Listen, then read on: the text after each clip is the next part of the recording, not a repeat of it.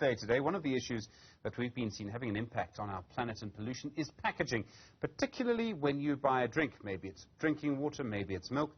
It's probably a coffee. What happens to the packaging? Raymond Dube is the managing director of Nampak Liquid Cartons. Raymond, good afternoon to you. Thanks for your time on a Friday. We're supposed to be moving towards reusable containers for liquid drinks or recyclable containers. Are we really moving in that direction? Good evening, Stephen. Good evening, the viewers. Certainly, we're not. And firstly, let me try and explain why it's important for us, as consumers to recycle. Most of the products that we buy to consume are in some form of packaging. It's either plastic, tabletop cartons, cans, all form of packaging out there. It is important that, as consumers, we make wiser choices when we are choosing products to consume. At the end of using whatever is inside, then we obviously have to discard the packaging. Most of the packaging ends up in landfill, which basically goes into the soil, basically, and what happens then, it takes years to decompose, and also it takes up the much needed space in municipalities, especially in growing urban areas. Furthermore, when waste is dumped like that, it actually releases, as it decomposes, releases gases, toxic gases like carbon dioxide, methane, and other major greenhouse gases. These are the gases that will obviously evaporate and occupy the atmosphere. And at the end of the day, these are the gases that are damaging the ozone. And this is basically the effects of global warming. Now, global warming, as we all know, has, caused, adverse weather conditions. Mr. Dube, I'm sorry to interrupt. We are a little pushed for time. Often someone will buy a coffee and they will take the container and throw it in the recycle bin. Does it actually get recycled? That cardboard cup. Many things are made out of cardboard that you actually have liquid in. Do they actually get recycled? Yes, one of the good things in this country, South Africa, the recycling rate of anything paper-related products, the packaging, the rate of recycling is very high at around 70%. Yes, you're right. Those products can be recycled into other products like, your egg trays, when you go to the shop and buy a pair of shoes, it comes in a box. All of those things, you can actually, find a lot of other products like paper towels as well. They are actually coming out of, other packaging material that has been recycled.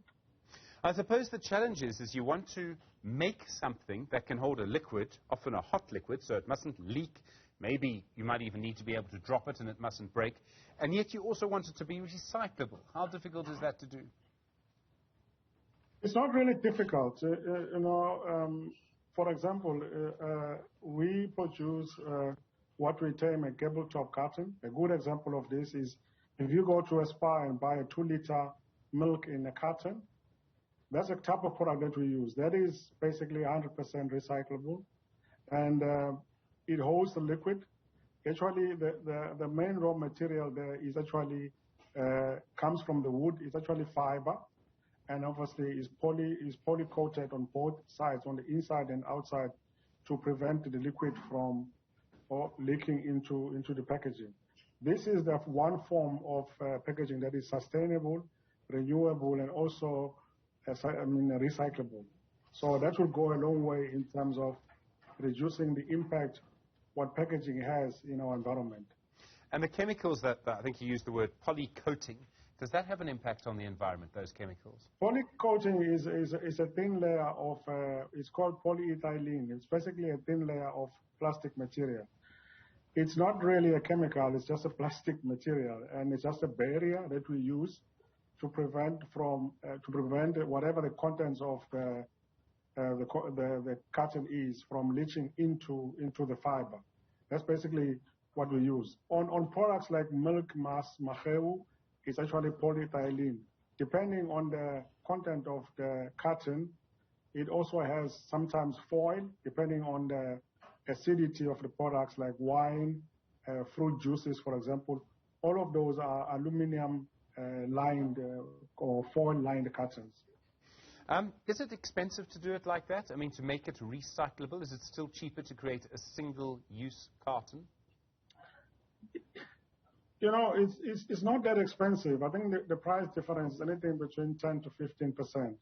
The issue here is, you know, as consumers, we need to be aware what packaging does to an environment. You know, I don't think that, you know, we are aware. There are, you know, initiatives that are being, you know, planned in terms of, you know, the new legislation called the EPR, End Producer Responsible organization like Fiber Cycle is actually having, you know, what we call awareness campaigns to teach us as consumers, you know, why we have to be careful when we choose packaging that is environmentally friendly.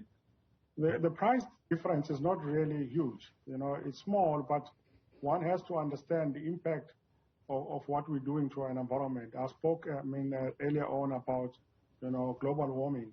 So if we're not careful, then obviously damaging our own environment and for the generations to come. Raymond Dube, thank you, Managing Director at Nampak Liquid Cartons. Do appreciate the time.